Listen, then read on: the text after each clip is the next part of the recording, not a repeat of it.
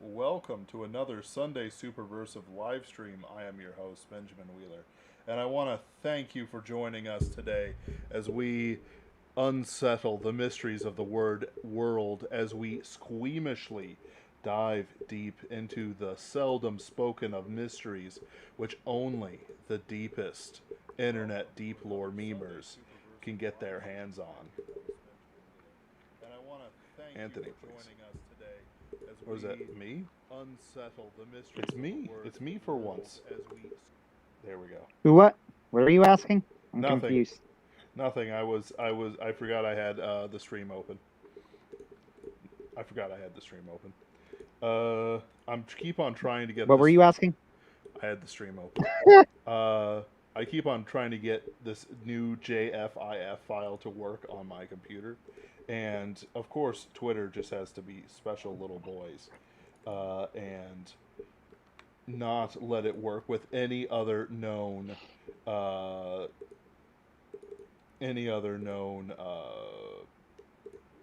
file format. But hey, that's just Twitter. Gotta do it. But I believe I've gotten it to work. Anthony, what we are talking about today is the secret conspiracies that no one wants to talk about.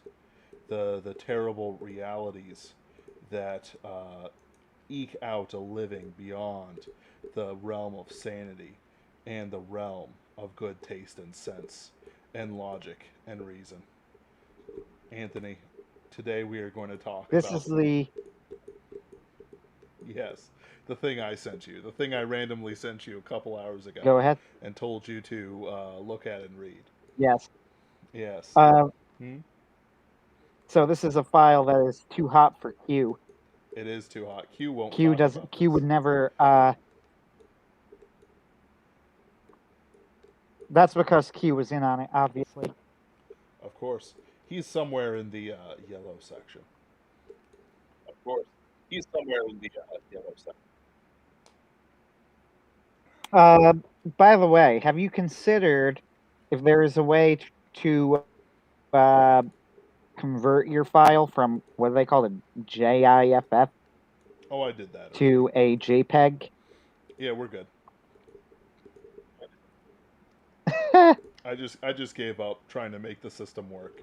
So Fantastic. all we're doing is just going over it. Fortunately, the crowd can see it, and they can be blasted mentally, even as Megabuster Shepard unhelpfully chants to Azathoth. Come on, bro. Come on, bro. That just ruins the vibe of any party, bringing in Azathoth. Fiona Wolf says, I think people are going to like the next internal uplift art. It's going to be the White Owls tempting Gwen. Time to crank up the Twilight Zone music. Wee! Vote Moonmen 2024. Absolutely. However, I must remind everyone that the Moonmen are in fact escaped Nazis who weren't able to get to Argentina. The moon was somehow quicker. But that's neither I here nor mean, the there. moon isn't real, so I don't really. There, the moon's not even real, so I don't know what we're even talking about at this point. Well, the Nazis have to be on something. But, the giant Nazi moon blimp is something we can talk about in a later date. So, first This off, was this was the plot of Lupin the Third. This was the plot of the new Lupin the Third movie, the, trying to restart the Third Reich. It's a pretty good movie, by the way. fantastic. I'm glad that the Japanese are on brand. Yeah. So, let's start us off. We have to make sure our people are as informed as we are. And of course, the first one Yeah, is First one is one is of my is favorites. one my favorite. If I could figure out where that echo comes from. Yeah, it's all right. All right, it's going away. Is the Precambrian Urstat. Anthony, have you heard of this one? I have heard of none of these. Well, fortunately for us, the Cambrian Age was an age of, I believe, dinosaurs, which, as we all know, were merely pre evolved chickens set forth by God to provide soul food. as we know. That one's actually true, by the way. Uh, oof. That's not even a conspiracy theory. Listen, Anthony, I entirely did this stream to say increasingly ridiculous things with a basis of reality, and you're ruining it with your logic and facts. But anyway, it was about 541 million years ago, as the, shall we say, scientists count it. Of course, in our true and utter reality, there is no good way for us to actually count the age of the earth except through the genealogy of the Jewish Bible, except that they tend to skip 1 to 3 generations on whim. So, it's at least 15,000 years old, but they say it's 500 million. And in this case, they are dragging us into the knowledge that there was a Precambrian universal nation, a people that were destroyed in the Cambrian floods, you see, with strange power and strange technologies. I know your mind's blown. It is. These people have left. I want to see the anime.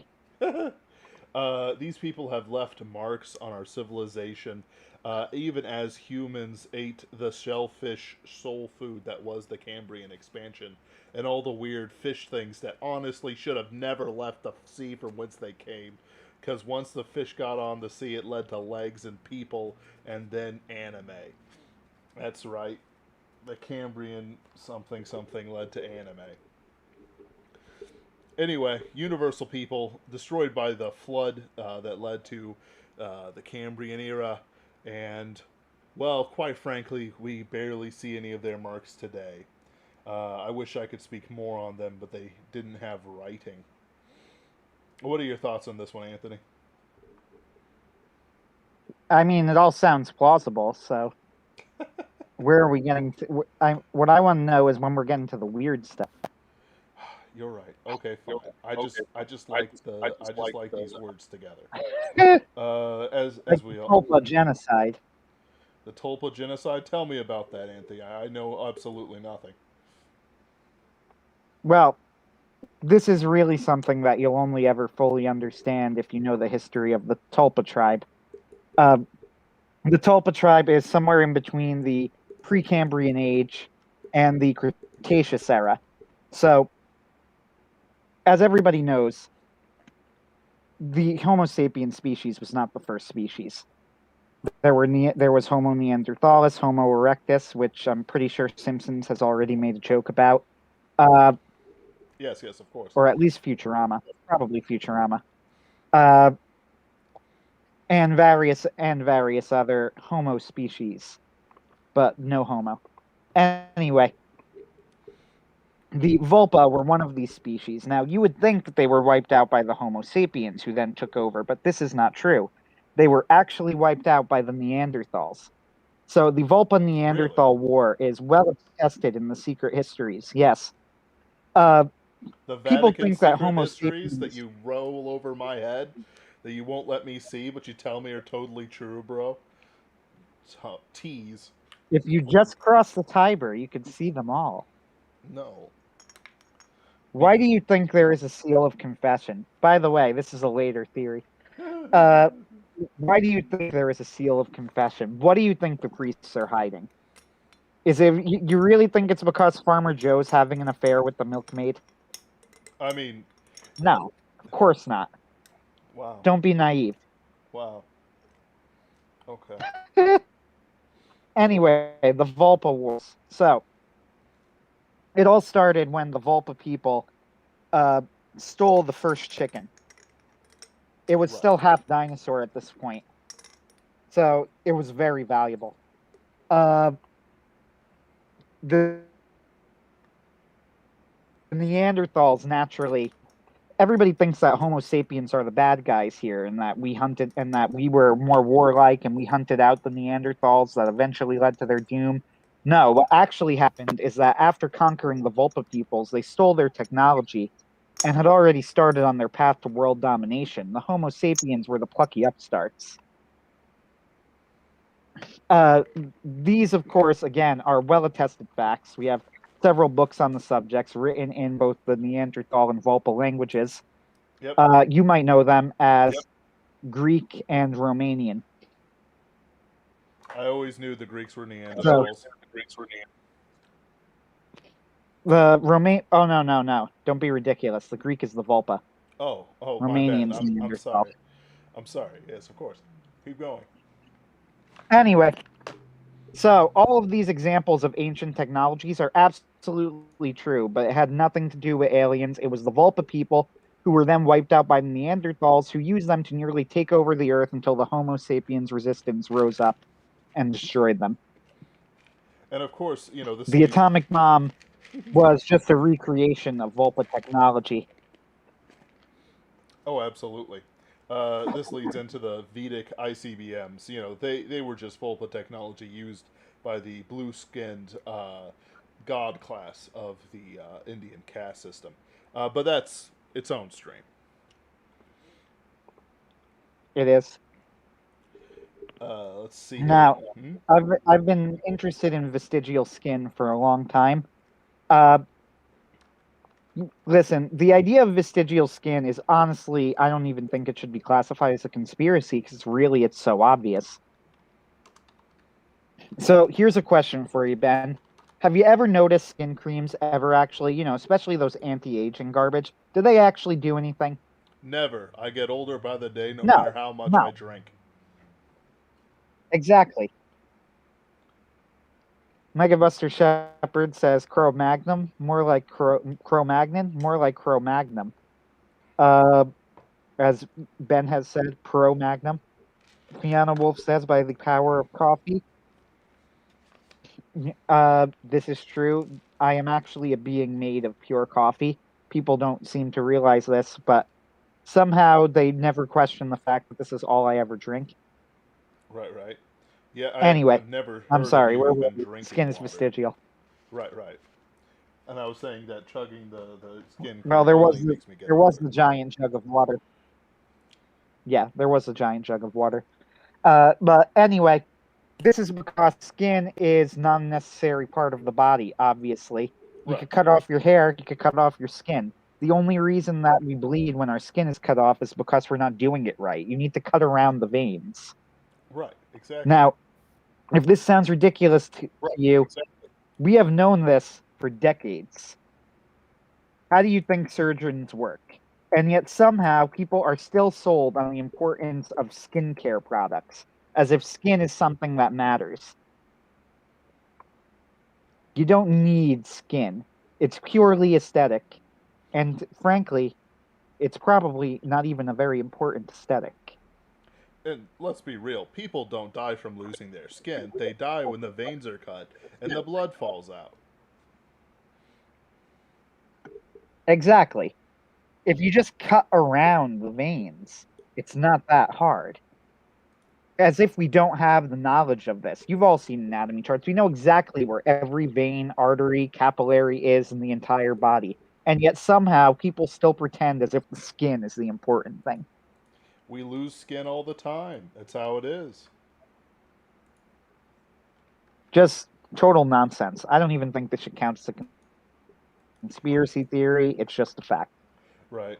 And they won't even go the full thing in mentioning the pharaonic afterlife conspiracies, where in reality all we're doing is sacrificing our skin so that the pharaohs may remain young and fresh forever. But honestly, I don't even think Q is prepared for that one. Nope. It's too deep, too hard. Let's move up a rank to leaving reality, which is quite ridiculous since we're only getting deeper into reality. Let's see here. My favorite one is, of course, Sartre's demonic eye. Sartre being a French philosopher of most evil and disgusting temperament, who I believe was the fellow who said Sisyphus must be happy, when, of course, if Sisyphus ever does anything other than bemoan and suffer, the gods will increase his suffering 100-fold. The Furies, yeah. Exactly. The Furies will increase their torment. And of course, I know that his demonic third eye is inhabited by Belphegor, the demon of sloth. Because I know this. I know this, and it's true. It is utterly true. Because in his old age, Sarger suffered from lazy eyes. Have you seen a picture of Sarger? Naturally. Sarger is one ugly, ugly bug. That's not shocking. Like, he was handsome when he was young. So, but look at this thing. Like, they don't even like on his Wikipedia page. They still find the one where he looks like a Muppet with misaligned eyes.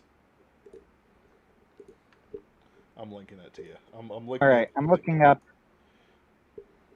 Helioglobus because I'm curious about Helioglobus's curse. But okay. That's he's not Heliogabalus. He's Elgabalus. Heliogabalus is just is another name for him. But I've actually heard of Elgabalus. Okay, now this makes sense. Does it? Does any of this make sense, Anthony? Is it supposed to make sense? Yes, we're supposed to make all this make sense. It all makes perfect sense. Man, imagine if you signed on to this channel because you were impressed with our commentary on Trumptonshire, and then you come on and go, I wonder what they're going to be talking about today. I am actually working on an updated version of that, but I fell ill after I came back from the rights, so I've been just kind of like unable to do anything creatively. Oh, now I understand. Okay, I understand Heliogabalus's curse. Okay, good. Also, by the way, Satra is an extremely ugly man. So, as anybody who knows anything about Elgabalus, he replaced the head of the Roman pantheon, Jupiter, with the deity Elagabal. He used to be the high priest of Elagabal. This is the same sin that the great emperor Akhenaten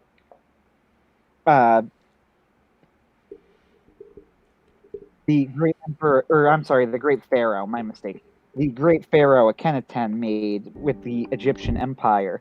Jupiter was, of course, the god who has promised the Romans prosperity if they keep up their barbarism. The only god who was qualified to lead the Romans outside of Jupiter is Jesus Christ and the true God.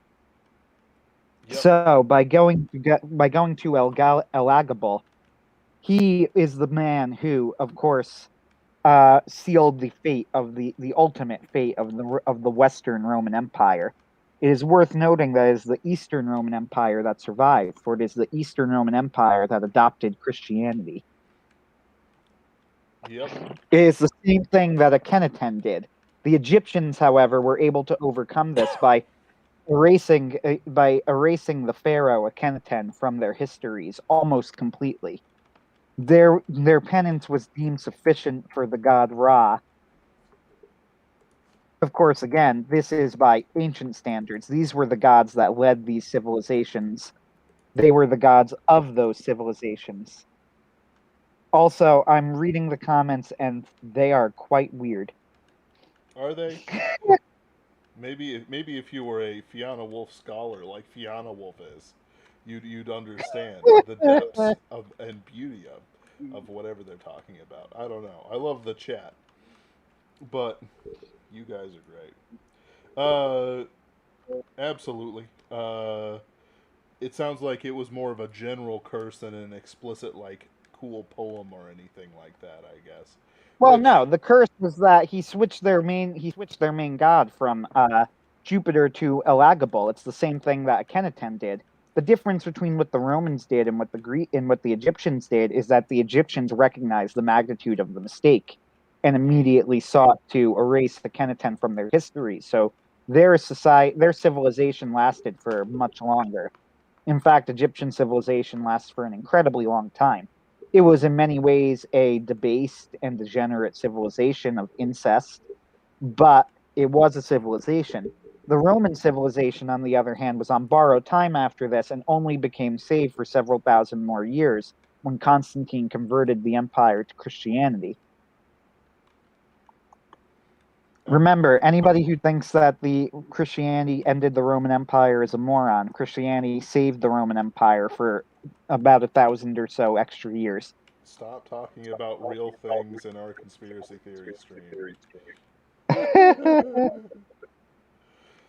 Megabuster Shepherd says, just read Uplift Protocol, Anthony. You'll understand. I don't understand. It's Fiona And- Wolf's massive fiction. She featured Oh, the Pinkerton's ghosts once. Phelps tackled these conspiracies and brought out the spooky aspect. I do find the history aspect interesting. Well, yes. I mean, I was reading through, so I've never actually read Tarzan, or any of the Tarzan books, but I was reading through the plot, and the plot of the original Tarzan is fairly straightforward. And in fact, like the Disney version, even though it's definitely different, is like at least recognizable as Tarzan. But there are things that they would never ever be able to include today, like Tarzan's little proxy war with the African tribe that were cannibals or whatever. They had to take that bit out of the Disney movie. Yep. However, the sequel to Tarzan, the first sequel specifically, is completely insane and also really entertaining.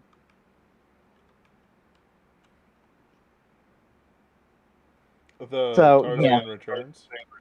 Yes. Tarzan Returns is completely nuts. It's like he ends up back on the island, and then he becomes like the head of an African tribe, proving that British people are even better at being African than Africans. Which 100% is a message that Edgar Rice Burroughs was sending, which is why you'll never see a proper adaptation. Yep. He becomes the head of an African tribe, then discovers like a lost city of gold. And also, everybody coincidentally keeps getting shipwrecked, like all of the main characters, at the same spot that Tarzan was living originally. Now, keep in mind, the Edgar Rice Burroughs true history is not what we're discussing here in any great detail. But, yes, absolutely right. Well, it is if you remember that Tarzan was based on himself. Oh, well, he wasn't. He was just the chronicler. It says it in the Barsoom novels. That's what he tells you. Crazy. All right. Like we promised not to talk about JoJo's Bizarre Adventure anymore, so we can't really talk about JoJolian and the I did not promise that. there. I promised that. Me, Ben. Anyway, so the Hippocratic World Order. Listen, just read JoJolian. The second half is all about the secret ruler of the doctors who rule everything. And honestly, with the coof that's going around, it's actually true. So, just I wish I could erase this from here. You know, it's one of those things. It's dumb. It exists. Judeo-Tengrism. Oh man. I don't know what that means, so I'm just gonna ignore it. Okay, fine. We'll ignore it. All right. So the one I'm most interested in, there's two actually. After Sarger's Demonic Eye, is Ayurvedic meth, which was of course Shiva's drug of choice. Absolutely. Wait. Hold on. Yes, I'm thinking of the right person. I like how you're double checking your conspiracy theory here. Oh, absolutely. Listen, the Vedic ICBMs, sure, and the Tulpas and all that jazz, they go throughout it. The Hindus are descended from the Tulpas, even as much as the Greeks are. It's that Indo-European legacy. And well, guess what? Shiva liked to snort that rainbow bridge to Valhalla, so to say. Yeah, that checks out. But the real one is the Nouveau Ring Ouroboros. Deep underneath the earth, there are the Swartalfar. And they would have created a ring, a Dyson ring, around the earth and around the sun itself, creating the earth like a jewel in the ring of space stations. and they absolutely would do it too if they could jump more than a foot off the ground, and would be willing to risk revealing their treasure cities with the rocket blasts. The Nuva Ring Ouroboros is, of course, an internal Dyson ring surrounding the Earth's core, which is a dwarven Svartalfar. Yes, those same people who created the Ring of Invisibility from Siegfried, and all the other issues that came of it, the ring that increases itself. These guys were obsessed with rings, and it's kind of disturbing. Um, I like how you guys just keep talking about Edgar Rice Burroughs. And it surrounds this Earth. The Earth is not hollow, it is a Dyson ring. Yep, that's it. Megabuster Shepard says, yeah, that Burroughs was a pro-colonialist early on. He changed his mind later, as you can see in his later books. I don't know if that's true or not. I haven't read enough Burroughs. I do know, however, that it's kind of a shame because the plot of the original Tarzan looked pretty awesome, but would never, ever, ever be made today. Yeah. You're not even shocked about the fact that the Earth is just the outer shell of a Dyson ring around the Earth's core. No, of course not. Fine, you take the joy out of it. What's your next one? I'm really more interested in Mitochondrial Lilith. So, for those who don't know, Mitochondrial Eve is this idea that we are all essentially descended from the same mitochondria, right? Yes. But Mitochondrial Lilith is the true history that the chroniclers of the Mitochondrial Eve hypothesis had in their original books, but was then edited out when they were releasing it when they were trying to sell it to the public, And Mitochondrial Lilith was the mitochondrial whore who stepped in and she's really the only reason that that Italians exist.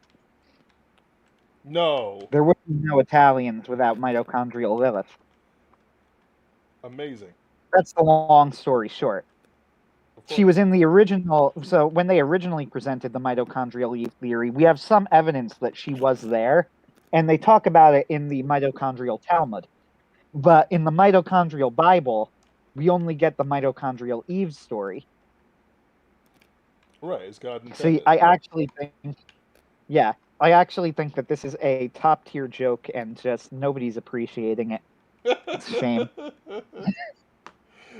Just nobody understands, and this is like possibly the best joke that I've ever made. I'm never going up from here. I know, it's very funny. It's just not like ha ha ha ha funny. It's just like, yeah, that's actually pretty funny. So Bradford Walker says, see, because I'm gonna explain the joke now and just ruin it for all of you. Actual biblical history and also the Talmud. There is like this theory that Lilith was there in the Garden of Eden, but then in the Genesis story we got, she was edited out, and I think this is like mentioned in the Talmud or something. I don't actually know since I've never read the Talmud. So the joke here is that a mitochondrial Lilith was mentioned in the mitochondrial Talmud, and this is the best joke I've ever made. It's all downhill from here. Anyway, Megabuster Shepard says they included the cannibal tribe in the 2015 Tarzan film. My sister mentions like that they did, but there was something that they did to it that was dumb, if I recall. Let me try and look that up. All I remember is Samuel Jackson Tarzan telling Samuel Jackson to cup the gorilla's balls, and I said, I don't understand what's going on, but I don't like it. I think that the Disney... So I originally thought that the Disney Tarzan was probably absolutely nothing like the original book, but when I actually looked at the original book, I realized that like the Disney Tarzan was at least like sort of recognizable. Mm-hmm. Like it was definitely Tarzan, even though they changed a lot, but it was recognizably like the same thing. Right. All right, I'm looking up. I can't find the 2015 Tarzan. Actually, is it The Revenge of Tarzan? I don't know. So here's the thing. Here's why I thought your joke was funnier than, and you yourself agree it is. So one of the things that go on is that people get traced how old the human race is by mitochondria and their reactions within the cell. Do I understand why? No, no, I don't. I don't understand how any of it works. It's a scientist thing, and they're all nerds, as we've established in other streams. So, in other words, through the mitochondria, they were thinking that they could track schizo posting. Yes, Cordal. Yes. How you're Yeah, our I biggest actually fan. said to Ben, Sorry, go for it.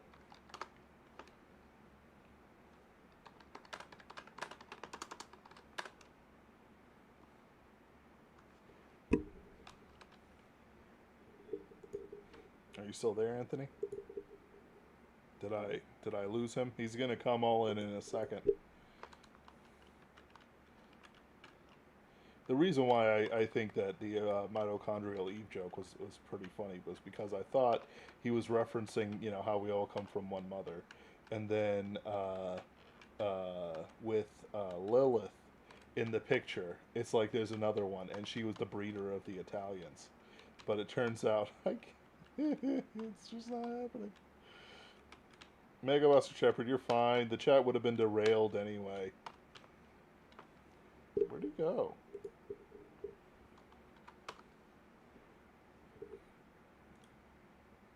I'm still connected to the network.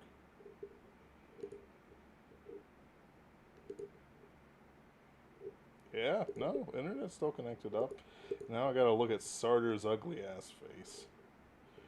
What is wrong with him? Even his glasses are askew. Like, what's with this? Why do people listen to him and read his nonsense? This nonsense. This is crazy.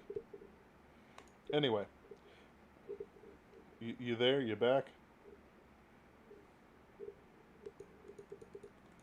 Maybe his ill-gotten mic has finally left him. Wait. Yeah, he's coming back.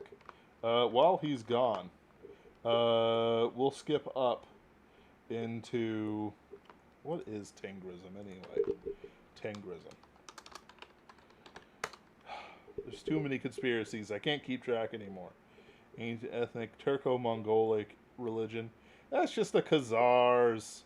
What's wrong with you people? Judeo-Tengrism is just the Khazars. That's dumb. Dumb, bad conspiracies. Alright.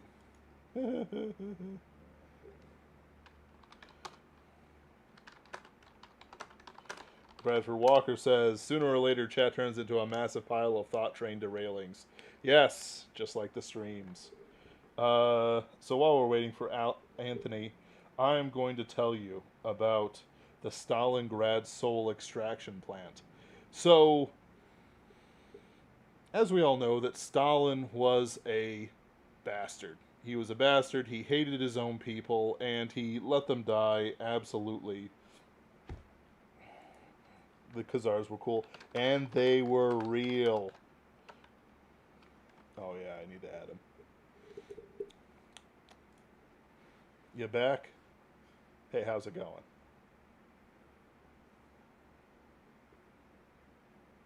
Nope. Alright. I'm going to talk about the Stalin soul extraction plant while you figure it out.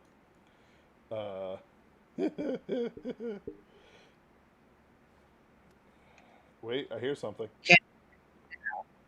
I can hear you.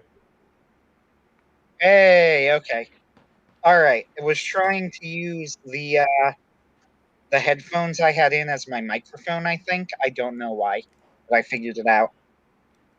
Okay. This is obviously a Judeo-Tengrismic conspiracy, but because the Khazars are real, we're not going to talk about them. So I was introducing us to the Stalingrad soul extraction plant, and I was saying how evil Stalin was, which is as you do. It's not even like a thing. I'm just saying it to say it at this point. So anyway, Stalingrad, evil jerk. He performed experiments in Stalingrad, similar to the one with Unit 731, which were the Japanese horror show scientists who experimented on the inferior Chinese and Koreans. And they refused to apologize for, which I think is the funniest thing ever. But Stalin, following in the footsteps of the other totalitarian dictators of the day, was performing experiments, especially on the Turkic and other people in the area, and eventually it expanded out into during the World War II, the whole like Stalingrad grinder thing. Ultimately, the reason why Stalin won World War II, and not, as is commonly believed, the Americans, is because he fully funded his soul extraction plant. Unfortunately, the documents for what he was using it for and what he was making is lost. The KGB burned those documents, and ever since they figured out dimension travel, we've been unable to approach the location. And while many good soldiers and spies and agents have gone down to their deaths in the foreign jungles of other worlds sent there by the soul extraction plant, it still remains a mystery to this day. It's visible from Naturally. Space. It's visible from space on Halloween. Did you know that? No, I didn't. It's That's- an that's- interesting little tidbit. That's how we actually got started down the investigation. It's kind of why a lot of the Eastern Orthodox priests and whatever else they have who work there go crazy and eat people. But however, we're not sure. Oh, if Ben, you're that's- not supposed to talk about that one yet. Oh, my apologies. I was just going to say I don't know whether it's caused by the soul extraction plant or We're whether still like it's, a year away. We're still a year away from that or so, Oh, okay. before Okay. people are prepared. All right, we won't talk about it then. The Punic Wars never ended is a good one to talk about, I think. So everybody knows the Punic Wars. They supposedly ended, it was the war with the Carthaginian Empire and the Roman Republic. The war, they were a series of 3 wars, or that is what they say, that ended with Rome burning Carthage to the ground and then famously salting the earth underneath it. But this is false, because what actually happened is this. Hannibal escaped Carthage. This is all part of the history. And we actually don't know for sure how Hannibal died. We think that Hannibal died by killing himself, or at least that is what the textbooks will tell you, to avoid getting captured by the Romans. But this is entirely untrue. In fact, Hannibal managed to find his way to Tulpa technology. So you all remember the Tulpa, of course, and managed to replace his body with machine parts. He became the leading general in every major offensive against the Roman Empire, all the way up to the fall of Rome. Do you know Odoacer? There is no Odoacer. Odoacer doesn't exist. It's actually Hannibal. It was always Hannibal. Odoacer. Odoacer. No, Odoacer? Yeah, there we go.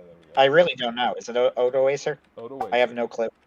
Odoacer. My bad. Here I thought it was Ricimer.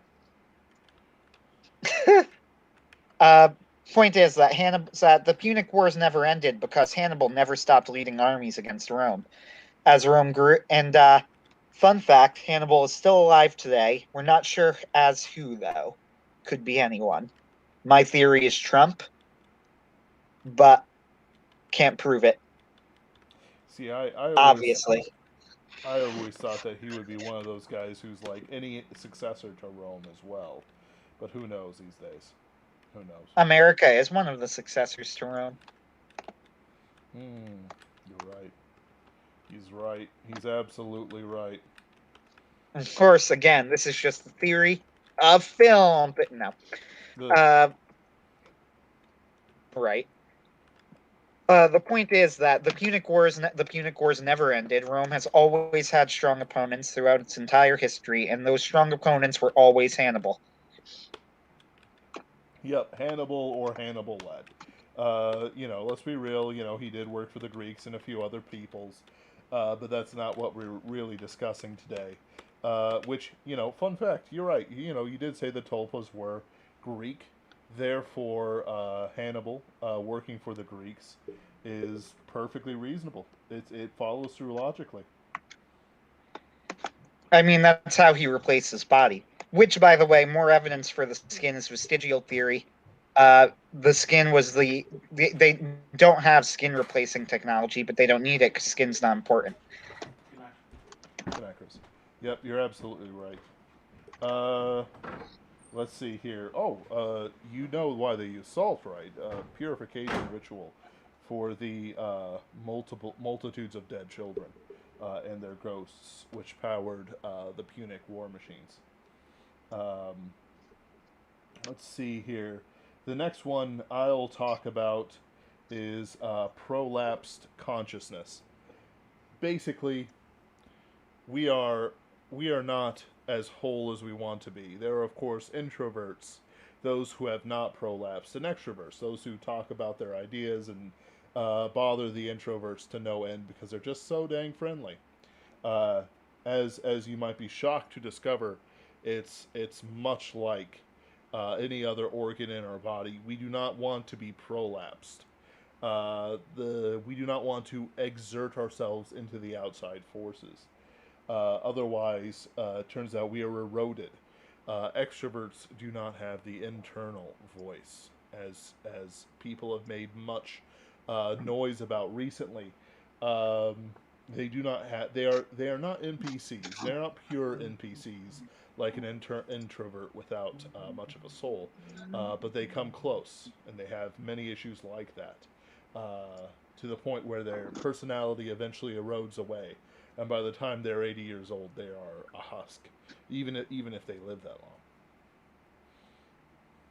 Naturally, this also is just more evidence of the proper social order, which is that introverts are superior to extroverts. But I could have told you that. I didn't need no conspiracy theory to confirm that one. Yep. Let's see. Let's move up category here. So we're into science denial now. No, I guess that was based on reality, speculation, leaving reality. Yeah, science denial. Let's do it. Yeah, that's what we're at.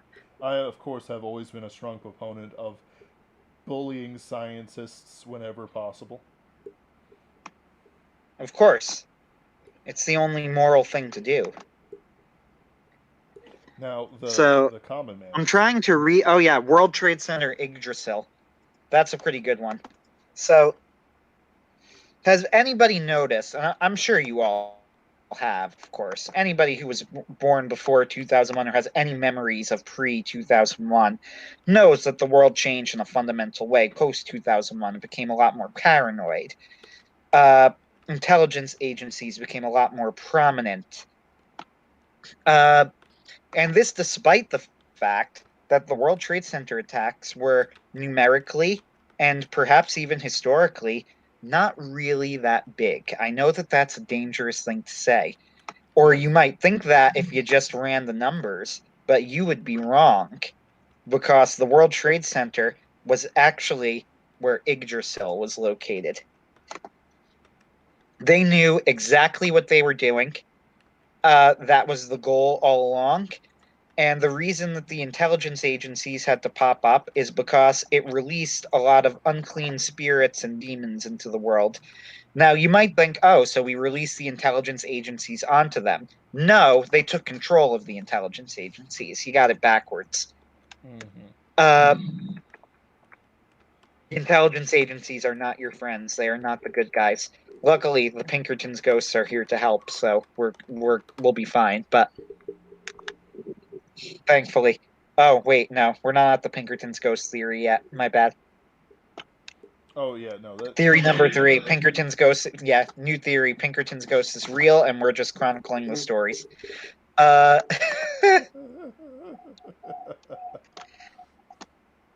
We laugh because if we don't, then you'll think that we're telling the truth. Be terrifying. Uh, It would be. Absolutely. I do believe that part of the decline of America in general is because of the destruction of the world tree. The prosperity has left our country, and has, it'll regrow. It'll regrow. But right now, the fights are going to be over who will have Yeah, it. and Um, don't think that Freedom Tower is the same thing, because it's not. it Freedom really Tower is isn't. just a front. Right. Freedom Tower is a front. They're just propping up the There Trump was a good regime. comedian. Yeah, there was a good comedian. I forget who it was. It might have been Chris. Might have been Chris Rock. Just so I should clarify, not good comedian, good comic bit.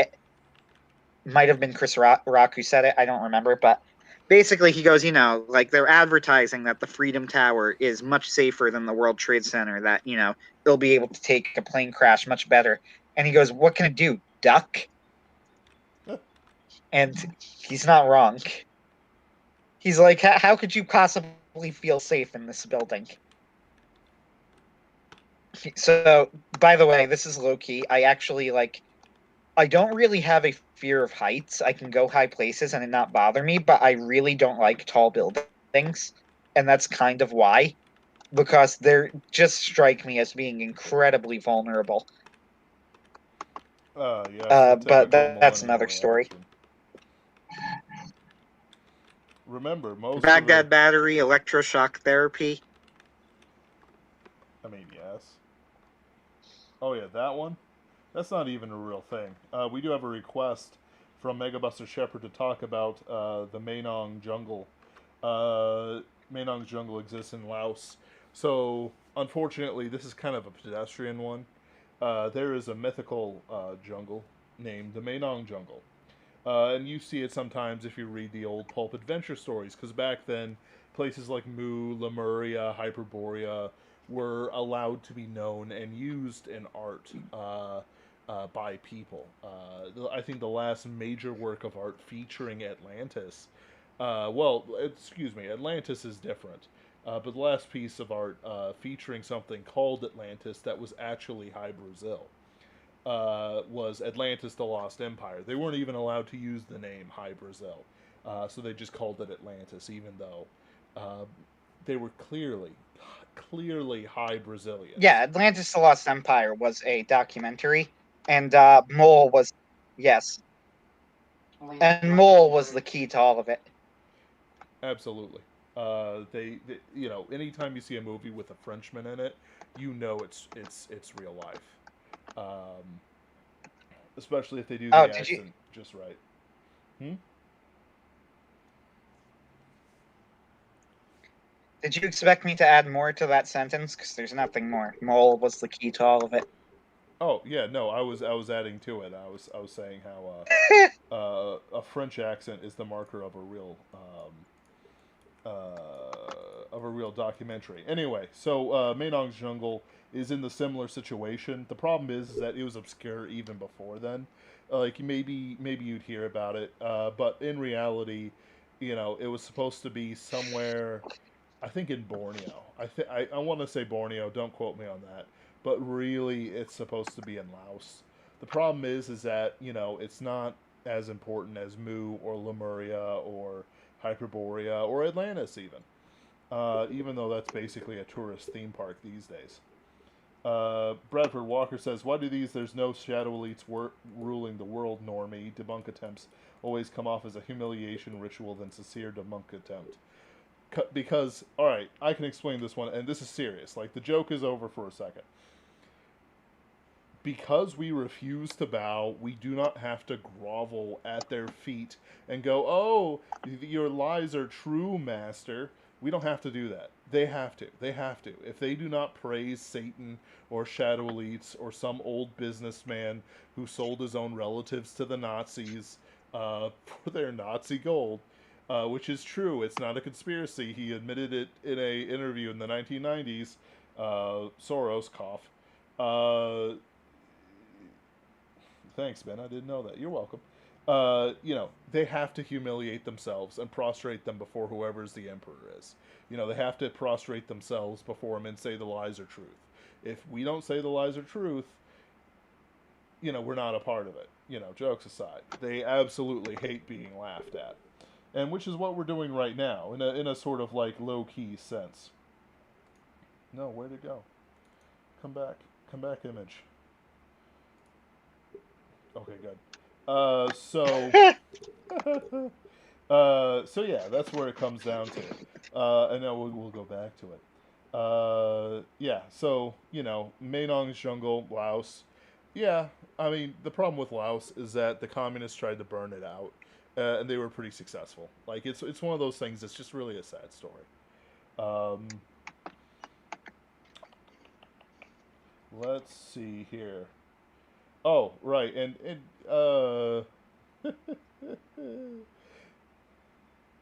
okay, all right. So, Mhm. Baghdad Battery electroshock therapy.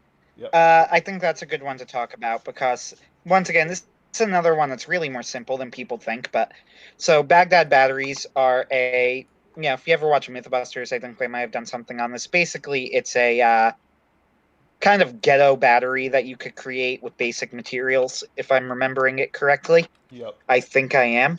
They had certain ores So, in the area that were able to make a charge without much uh, work.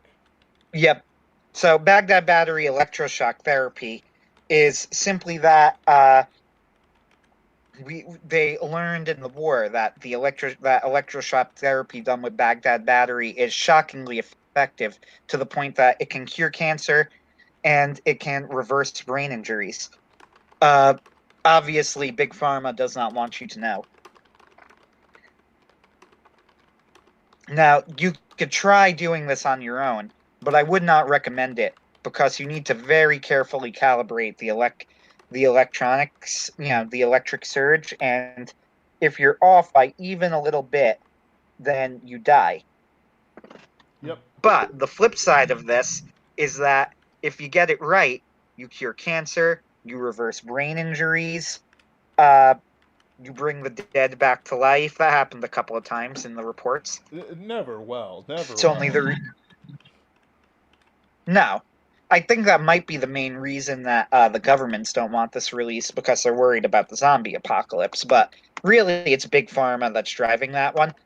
Uh, it might be if you're absolutely desperate and you're going to die anyway. It might be worth trying, but don't say I didn't warn you. Man, one day if we are ever sued, it's going to be for that comment.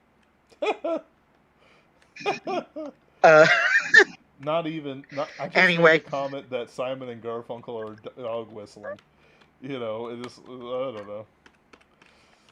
sure, but I just recommended that people in desperate circumstances electrocute themselves. Uh, With a Baghdad battery, they can't even. They don't even have power. Anyway. Look, the point is that Baghdad batteries do have special Yep. abilities. Big Pharma doesn't want you to know.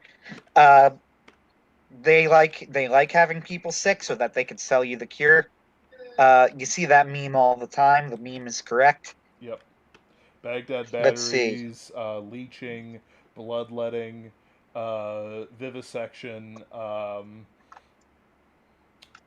drinking the blood of the young to keep young forever. That one's real, but it's just reserved for the elites. Um, moon rock heart replacement. There was one involving a cask of Amontillado, but I don't know if that was really a medical treatment. Let's move Let's on. see.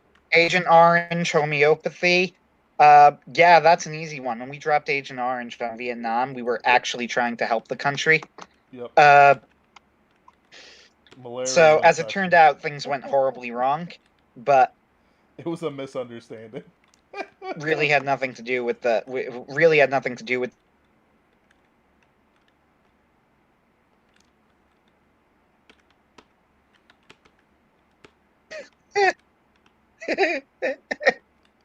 What? That's so insulting. Just imagine if you're Vietnamese and you hear the Agent Orange was actually there to help you. You just jump on the chat and go like, "Are you kidding me? My grandfather died. Our land still grows square cheese." Well, you know what? We're in the science denial stage, so that's what we're going with. They say it's science denial, but let's be real. Uh, Vietnam is doing just fine. Anyway, yeah, let's and if you see. ever go to Vietnam, all of the Agent Orange infected areas are going to be cheap real estate, Ben. So, but you and I both know it's good for you. So, Now, hold are on, hold on. Let me. are we ready for the? Oh, go ahead. No. I just wanted to explain something to Bradford Walker. Simon and Garfunkel's El Condor Pasa celebrates the Condor Legion. The Condor Legion was one of the sides in the Spanish Civil War. Basically, it was the Luftwaffe that served the nationalists for about 3 years. As everyone knows, Simon and Garfunkel are the most virulent fascists in the music industry, but they can't do it all the time, because who controls the music industry? The Khazars, right? And basically, they wanted to celebrate these guys, but they couldn't do it explicitly, so they just kind of went for it that way. Yeah, I wish there was more I could talk about that one, but yeah, that's how it is. So, are we ready for the anti-Semitic point of no return? I guess I don't understand why New Canaan's karst topography is. Why am I covered in ants? No, it's I little literally gnats. don't know what that means. So, Uh, yeah, I don't no, know. I'm just suddenly got these little bugs on me. No, I mean the New Canaan one. I literally don't even know what that means. Oh, So I uh, I keep forgetting what karst means in karst topography. So basically, it's a landscape formed by the dissolution of soluble rocks like limestone, etc., and its underground drainage system sinkholes. That's not a thing. Like, it's not a conspiracy theory. It's literally real, and it's literally centered around New Canaan and other places. Um, I don't even know why it's on this list. Uh, okay. So for the anti-Semitic point of no return, Bradford Walker knows this, and I did as well. Literally no contradiction between traditional paganism and traditional Catholicism. All right, so to get serious for a moment, I have had conversations with people like this in the real world. They are generally of the dumber or form of Protestant. Sorry, Ben. I'm talking about the real idiots. Yeah, don't who even get me will. on the Queen of Heavens. Anyway, keep going. I know, but anyway, so the literally no contradiction between traditional paganism and traditional Catholicism isn't really a conspiracy theory so much as something that like extreme Bible Belt fundies will sometimes meme about. I've had that conversation with people. You'll get the Catholics aren't even Christians group in there. Uh, I have very little patience for it, but I learned very, very quickly that you literally cannot argue with these people, like because they think that you're actually like devil worshippers. So they, if you try and respond to them, they just respond with "Be gone, Satan," and then you go, "Okay, sure, sure, buddy." Um, so I really have nothing to say to that. If you want to go into the conspiracy theory angle of it, uh, I guess where that's probably going is like, the saints are like gods and Mary is like, I don't know, some sort of fertility goddess or whatever. That's probably where they're trying to go with that.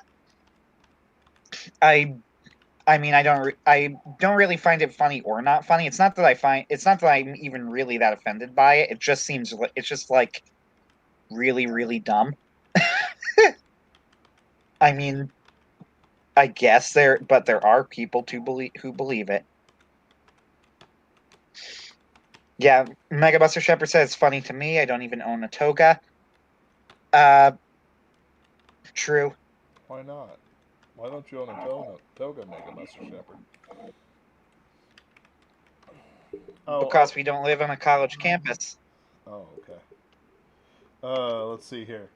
So yeah, there's the problem with it. It comes in the literally aspect. The thing that gets me here is what happened to XXS Temptation. Uh, Sacrifice to that which eternally lurks within the Venus of Willendorf. Let's see here. Let me see if I can get a picture of the Venus of Willendorf for you guys. It's that fat goddess statue that looks gross. I like the Voynich manuscript is written in Dutch. Yeah, Dutch have no written language, and the Voynich manuscript is their only existing copy. But this is the Venus of Willendorf.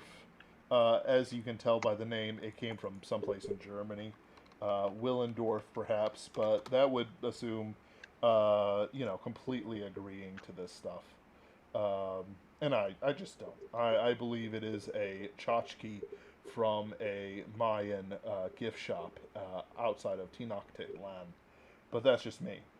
However, because it did come from Tenochtitlan, it was doused in the eternally bubbling pools of blood that remain there and is now a sort of cognito hazard, something which threatens both the mind, the brain, and so on and so forth, with strange and, quite frankly, ugly shapes. It prevents total. How do I want to put it? It it it dulls the mind and abilities rather than sort of bringing you to who you are and what you could be. XXX Temptation was fed to it more or less because it demanded it for his pitiable mumble raps. It's no surprise that after XXX Temptations death, mumble rap is dying relatively quick death, which, thank goodness, thank God. Well, not all horrors that lurk underneath and within statues are bad, guys. All right, just most of them. This one though was based. Let's see.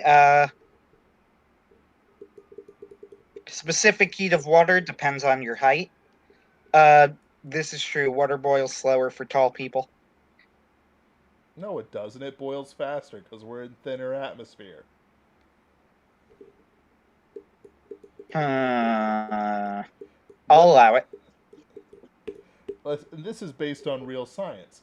The lower the air pressure around something, the lower the boiling point. No, yes, lower. The lower the boiling point becomes. In other words, in space, water boils pretty quick compared to it does when you're, say, a 5'9" short king. You have to wait an extra 2 minutes. I get my boiled eggs within 2 minutes. It's great, but you have to wait for 4. I do. It's sad. Yep. I want to deny it, but I can't. You can't. Let's see. Bradford Walker says, I know the Mary one. It claims that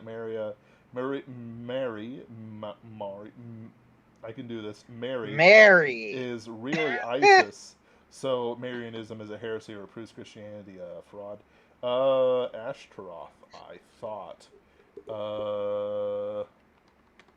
What the heck is RZ? Oh, the Riemann Zeta Orgiastic Mystery Cult? Ben, I'm going to leave that one to you. So, I want to hear your take on it.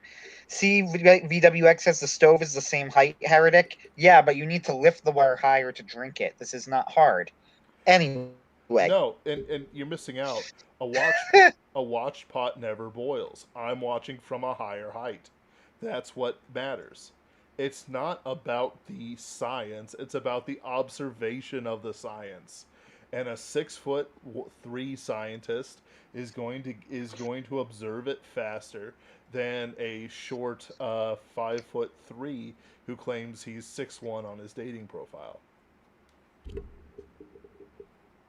5'3" claiming 6'1", though. You don't claim more than an inch, 'cause it's obvious then. But whatever. It's all Uh, about getting in the door because he has this funny joke about politics that the OnlyFans is gonna like. I guess I don't know. I'm not short, so I don't think of things as the short kings do. anyway, what you were saying, well, I am short, and everybody knows it's got to be an inch. Yeah, you're If you absolutely right. exaggerate by more than if you exaggerate by an inch, it's understandable. More than that, though, it gets pretty crazy. But Yeah. Ben, please explain the Riemann Zeta orgiastic mystery cult, because I too am curious. So it involves a lot of math, but essentially, I'm going to finish off the Marian thing. Basically, whenever Isis or Ashtaroth, I think it's Ashtaroth, is referred to, she's referred to as the Queen of Heaven. So the Catholics calling Mary the Queen of Heaven raises a lot of flags because it's usually weird. Fiona Wolf, you're a woman. You don't have to claim height on anything. What's wrong with you? Actually, a tall girl is pretty sweet, but I have to disagree. Maybe this is a difference between tall and short people, but you got to have your girl be shorter than you. listen, the only woman I have ever seen that I would allow to kick me in the mouth with her boots was like 6'3".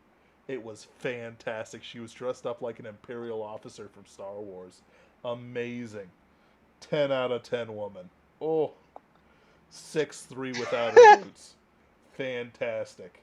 Will Linden says, "What about the peace treaty the mayor signed in 1985?" Which one? What? I don't recognize this one. You'll have to elaborate, Will Linden. But anyway, Anyway, so I'm trying to really break down the Riemann zeta or the Euler Riemann zeta function. Basically, it involves infinite series, greater than one, but not really. Like I don't even understand half the symbols that are on it. The problem is that this is like the deep lore math, right? Real not like we can't I can't go too deep on it just because it involves gammas, and you know how gammas get.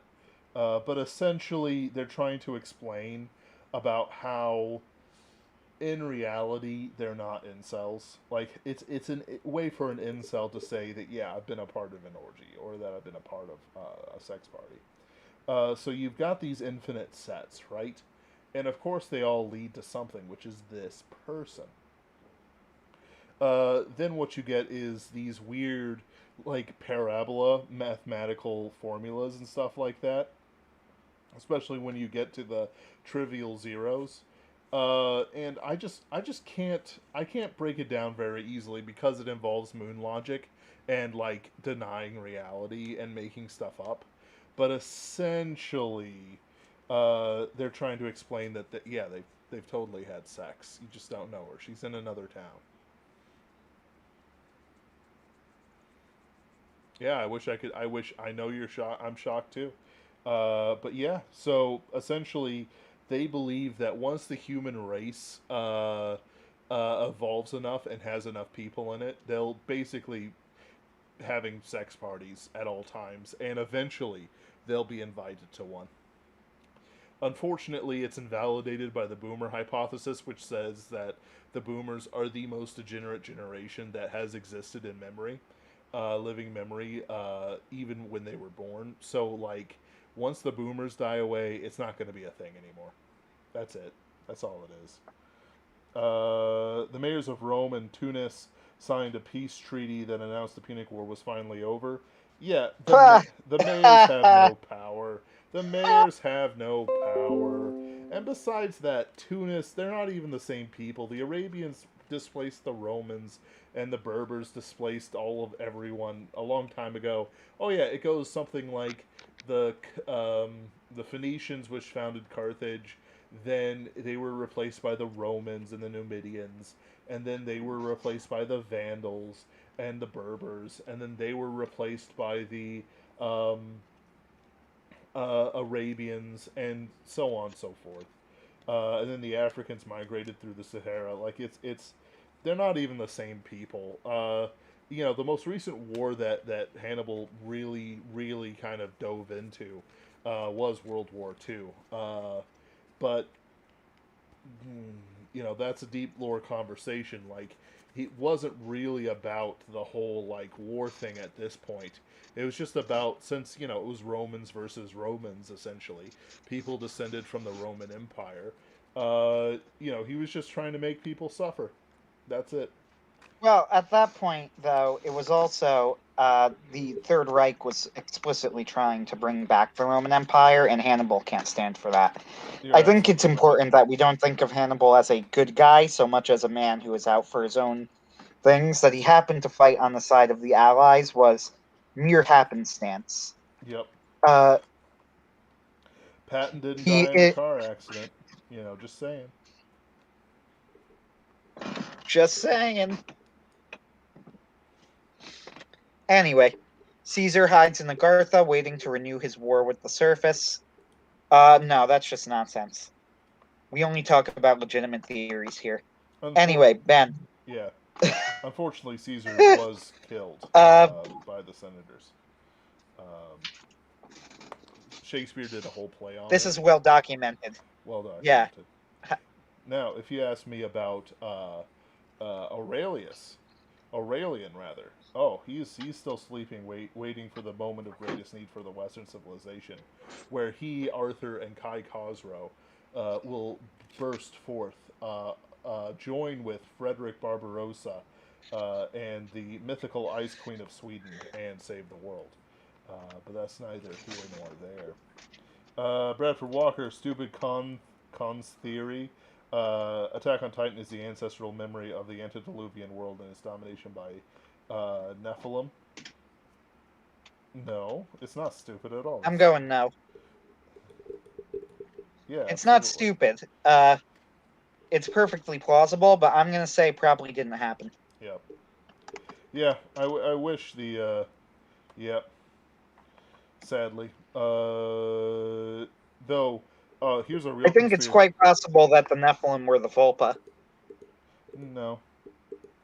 No, like, well, they're not giants. That's the thing. Greeks are pretty short. That's true.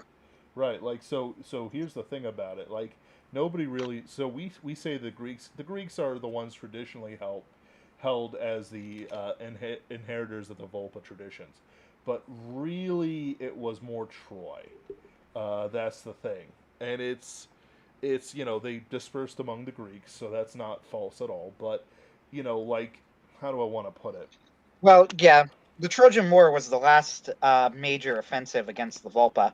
Yep. At that point, Homo sapiens had mostly conquered both the Neanderthals and the Volpa. The last Volpa stronghold was in Troy. So, yeah. The interesting thing about the Iliad that I have always said is that anybody who pays any attention to the Iliad realizes very quickly that the Greeks are not the good guys, and Homer is not attempting to portray them as the good guys. The Trojans are the good guys. So I think it's quite possible that Homer was a member of the Volpa, but we'll never know. Yep. But we can theorize. Yep. So this is a real conspiracy theory that has been proven true. The Smithsonian destroys the bones of giants when they find them. And there's actually a whole lot of documents and stuff like that coming out that basically go, yeah, they tried to wipe out knowledge of antediluvian giants, the real thing. Like, they would dynamite burial sites and stuff like that. I've been posting about it on Twitter, thanks to Schwab and others. Yeah. Yeah, no, that's a pretty insane one. Yeah. Abiogenesis is a caloric geodermal Magellan syndrome by which life is stochastically fabricated. I know that Vox Day has been promoting that abiogenesis is actually impossible for reasons that have to do with the amount of time needed, I believe, for abiogenesis to take place. I do not understand nearly enough to tell you if that's true or not. However, what Vox Day does not take into account is the geodermal Magellan syndrome, that is being used in order to stochastically fabricate life. Once you understand that abiogenesis is perfectly plausible, it's of course being engineered by shadowy overlords, probably descendants of the original Romans who actually helped take down the Nazis because Hitler never properly took the reins of power from them. But yeah, this is all boring stuff. Yeah. It's one of those things where it's just like, yeah, this stuff happened. Does it affect anything? Honestly, no. It doesn't change the outcome of it. Like, yeah, you know, we wish we could do more about it. Geodermal, Biogenesis makes perfect sense when you understand how it's done. right? Absolutely. Hmm.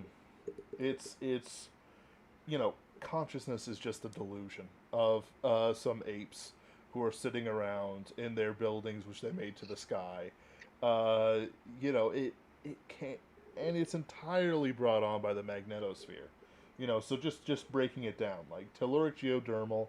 It's about the magnetosphere and the fact that Earth has heat necessary for life. Morgellons syndrome is about delusions that strike people and the skin lesions that come out. And then stochastically fabricated. I mean, I don't even need to explain that. This one's more my speed. Justin Bieber's Jebel Bokamine concert. So, I'm going to see if I can get a picture of the Jebel Boko 9? What is it? Is that a U or an M? I have no idea. Okay, good. So, I'm just going to post the Infogalactic link. Justin Bieber is. Let's see. Hold on a second. Well, Lyndon says, Menongs Jungle is the name given by Richard Routley, 1980, to the repository of non-existent objects like the ontology of Alexis Minong. Yeah, but it's the jungle he was talking about. MJ is where all the non-existent things are, only they must exist because otherwise we couldn't talk about them. Yeah, that part's true. Huh. Menong is real. Didn't expect that. I dove so deep into the controversies that I didn't even know. So the Jebel Bokor 9, or spelled Jebel Bokor 9, is a 576-meter tall mountain overlooking the Gulf of Tunis and Haman Leaf.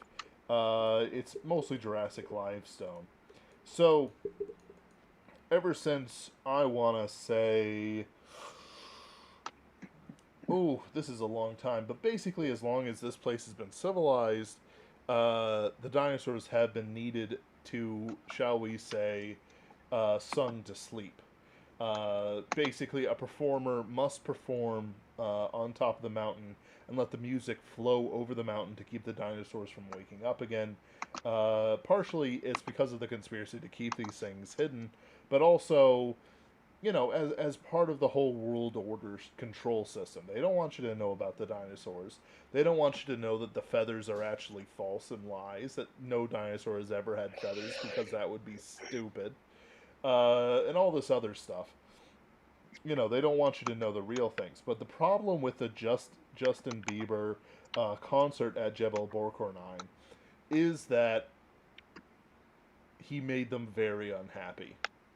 He barely escaped with his life. Like, the whole city of Haman Leaf has been entirely refabricated. It was eaten alive by dinosaurs. Like, thousands of people were eaten. Nearly, almost, like, honestly, they've had to rebuild the population, but, like, 50,000 people died. It's the reason why the Romans stayed there to keep the dinosaurs at bay. The Hannibal knew of it. Part of the human sacrifice thing was so that you could have dinosaurs across the Alps. It wasn't elephants. It was fucking T-Rexes. Pardon my language. And all this other stuff, right? Everyone's been fighting over it. Everyone's been using it. Justin Bieber sung Baby, Baby, that baby song. Baby, what is it? I can't even, it's in my head. and he basically drove the dinosaurs hidden within Borker 9 to madness, and they killed a lot of people. He barely escaped. It's the reason why Justin Bieber hasn't been doing as well, and why he was assaulted in public multiple times. Grieving widows, grieving widowers, people who lost family, parents, kids. It doesn't matter, like there's just a lot of death that came out of it. Ever since then, what they did was they were able to calm everyone down with rolling in the deep, and it sort of like lulled them into some sort of like white girl power, and they disappeared into the mountain to Instagram post. Though that last bit is a joke. They actually just returned to sleep after eating their fill. I believe the next singer, Obviously. like usually there's the Eurovision concert where it's that best singer in Europe, right? What they do is Of there's course. actually two winners. There's the political winner, which was that fellow in the dress. Uh, let's be real; those guys never went. Those guys are never more important than when they are in the Eurovision. But then there's the real winner that is chosen through secret ballot. It's secret ballot. You don't want to make this political. This isn't about politics. It's just about getting the best singer in Eurovision. And this best singer must now go to the various places like Bullcore 9, which have strong Jurassic fossil deposits, and make sure that the dinosaurs don't rise up. This system was put in place after the Justin Bieber concert that killed so many people. So yeah, that's the whole thing.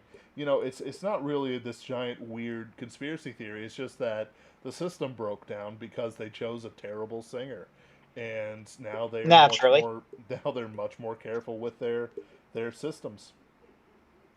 Thank goodness. Let's talk about, after something like that, I think we should talk about one that's a lot simpler to understand.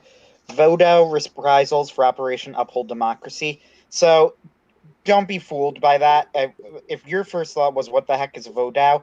That was mine as well, so I Googled it, and then once I read it, I immediately knew what they were talking about. That's just an alternate spelling of voodoo that they're using to confuse you. Yep. Once you realize that they are referring to voodoo, then everything clicks, because Operation Uphold Democracy is an entirely real thing. And, like, this is no joke. There was apparently a junta in Haiti that led to a dictator taking control, so the U.S. government stepped in and basically said that if they put the democratically elected president in charge, then we were going to invade and crush them. So the dictator actually did, I believe, the operation was successful, and we got our guy in. In yet another instance of America doing interfering in an area where they have absolutely no business being, but that's another story. I think this was under Clinton. Let me double check this. It makes sense because like tons and tons of these absolute nonsense things happened under Clinton. Oh yeah, like the whole like Clintons in Haiti thing, like like Yeah, we it was Clinton, and I apparently Carter had something to do with it. I'm not sure. But Clinton definitely did have something to do with it. This is real. I am not even talking about a conspiracy here. You could look up the Wikipedia, or if you're based like us, Infogalactic article on this. Yep. Like the whole like Clintons in Haiti and stuff like that.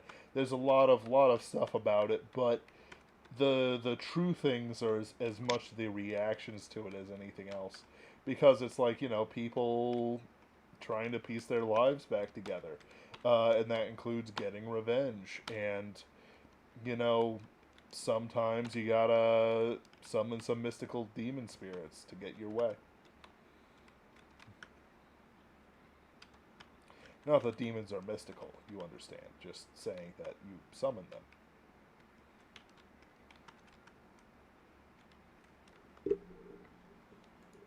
Yeah, Clinton Cash was a big part of it. Uh, So anyway, yeah, sorry. Going back to that though, that's a real thing that did happen.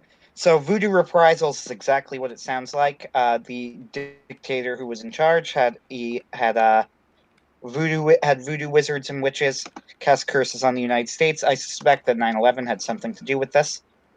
Mm-hmm. But who knows? It could be all manner of things. Possibly the election of Biden was also related to this, especially because it's connected to a presidential election, so it does kind of make sense. Yeah. Like the power of voodoo is directly related to how much demonic possession and how much blood is spilled. Like, and I'm only half joking. Like, I'm only half being a meme about it. You know, Yeah, so to get out of the yeah. meme for a second, I absolutely do believe that voodoo is a religion that works in the sense that they're consorting with demons. Uh, so, do I think that there were voodoo reprisals for Operation Uphold Democracy? I mean, only in the sense like, as far as I know, nobody ever mentioned anything about it, and these are all intentionally batshit conspiracy theories. So, but on the other hand, this is also one where, like, if I learned that this was a thing that they were doing, it would not surprise me. Yeah. Like, it would unironically, and we are now, by the way, in the anti-Semitic point of no return. So, and it would still unironically not surprise me. Yep. So, say what you will. Yep. Yep. There's the memes and the jokes and stuff like that. And we're having a great time. But then it's like, oh yeah, and also, voodoo is a real thing. I will be bringing back some voodoo stuff for the third Jack Morrow story, super story, which you can find at our Subscribe Star, actually. Megabuster Shepherd says counterpoint Monroe Doctrine gives us exclusive right to interfere in our hemisphere. Yes, I too remember how the legal principle of if we say we have the right to do it, we totally do. Sorry to be sarcastic, Megabuster Shepherd.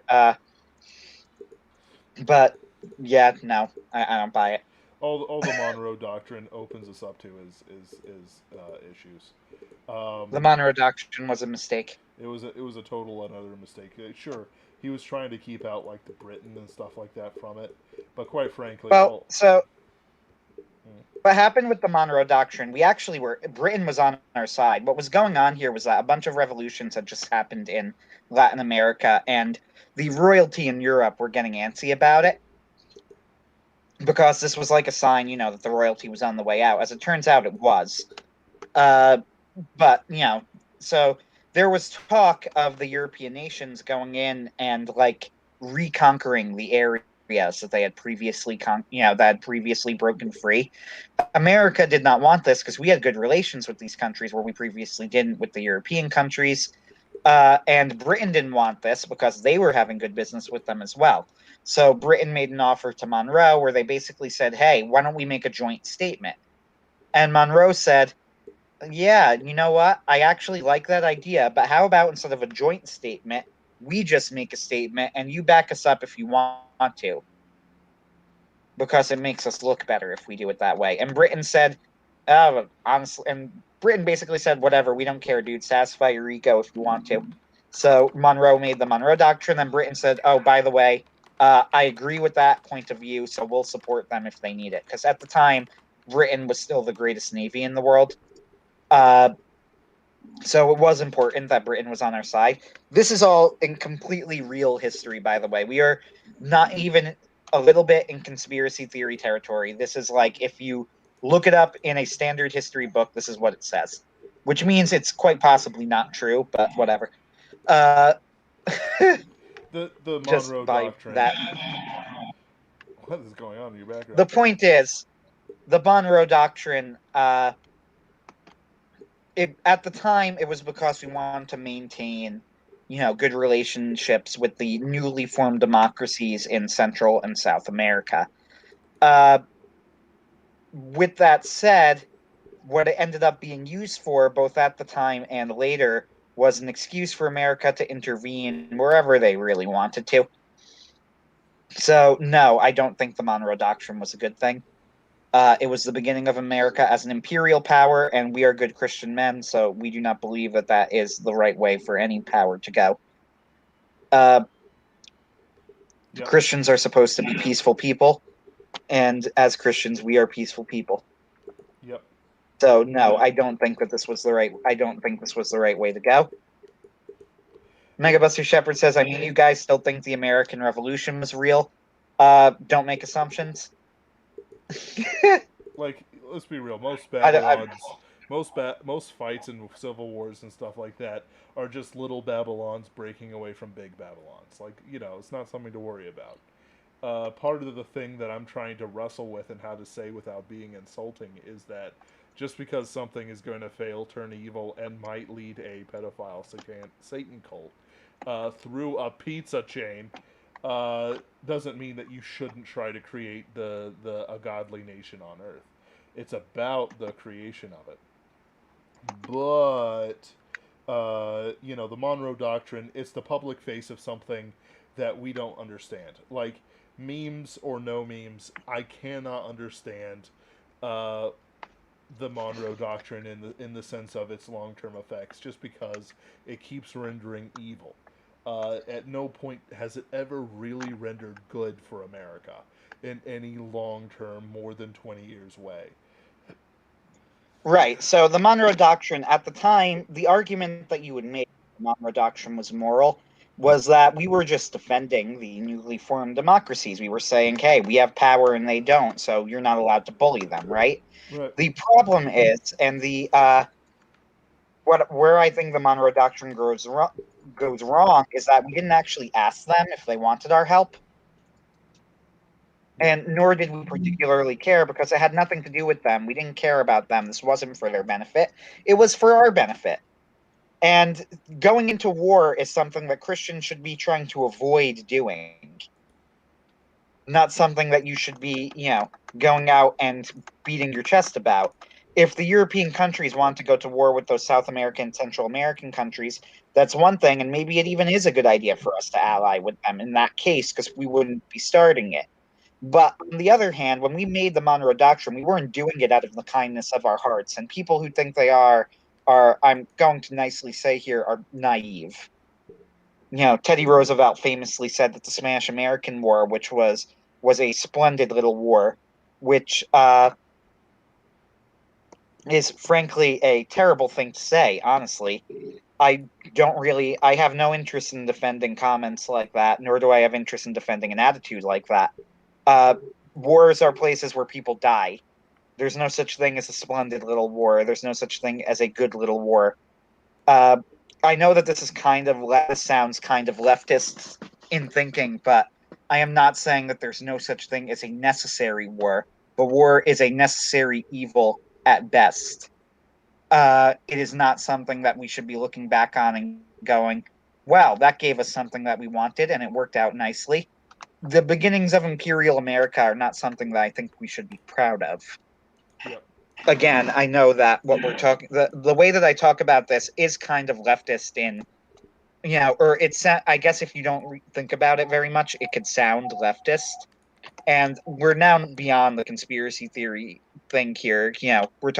This is more serious discussion, but it's something I think that is important, And John C. Wright has said, and I agree with him, that America is a country that only fights idealistic wars, in that even if the war, and what he means by that is not that America is always telling the truth and America's wars are always actually idealistic, but rather that they always justify their wars on idealistic grounds. For example, the Spanish-American War was justified with the explosion of the Maine. Remember, the Maine became the rallying cry? Now, we know nowadays, and the government leaders almost certainly knew at the time that the explosion of the Maine was a fluke, had nothing to do with the Spanish, and the Spanish-American War was just an excuse to gain power over, I think, Cuba, if I'm not mistaken. I'm trying to recall. I can't remember off the top of my head. However, it was justified on the basis of, well, they attacked first. Now, it is true that in ye olden days, like in Europe, or even especially pre-Christian Europe and Asia and all other places in the world, we would have just said we want to go to war with Spain because we want control of Cuba. I mean, that's basically how the Punic Wars started, right? The Punic Wars just started because Rome wanted what Carthage had.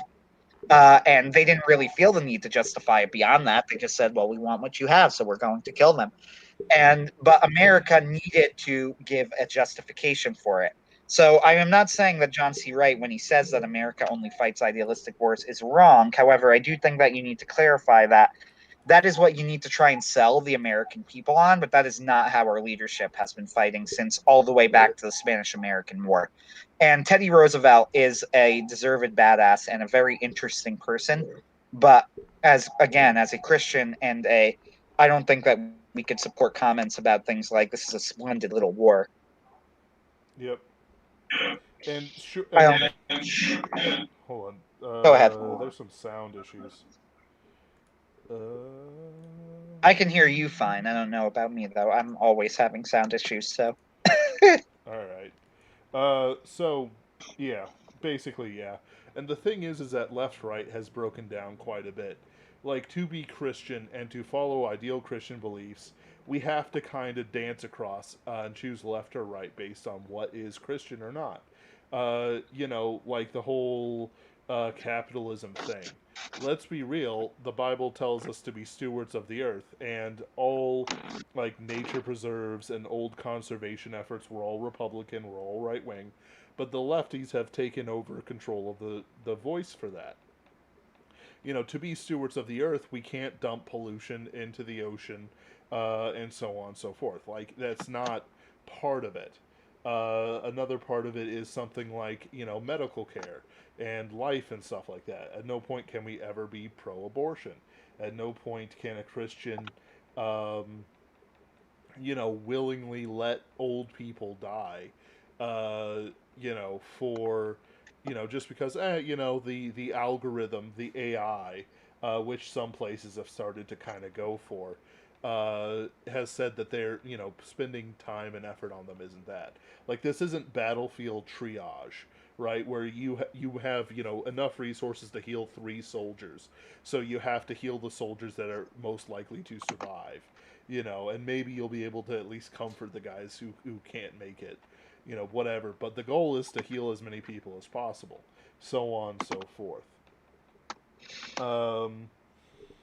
I'll also note here for a second that this whole attitude that I'm talking about is why I think that basically almost all modern commentary on the Iraq War is wrong and looks at it from entirely the wrong perspective. Because there's it sort of devolved into 2 lines of thought eventually. The leftist and the neocon right wing. And to be fair, this is not. I specify the neocon right wing because I absolutely have talked to right wingers who I do think have the right of it, and this is sort of where I've gotten my view of things. But the neocon right wing is what won the day and got us into Iraq, right? So the left wing view of Iraq is that the Iraq War was a mistake because the whole thing was a complete lie. Saddam Hussein never had weapons of mass destruction. We were lied to by Bush and Cheney, and the whole thing was a complete joke, and everything was just a disaster from the beginning. This is untrue. It is completely untrue, and people who are telling you this are trying to sell you something.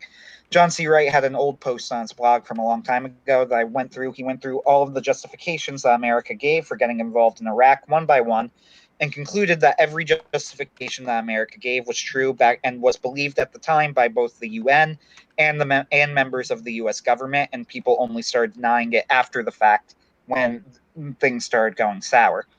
I completely agree with this. I have absolutely no disagreement with anything that John wrote. I think that his analysis was solid and quite conclusive, and that anybody who still thinks that America was getting involved under false pretenses should read that post.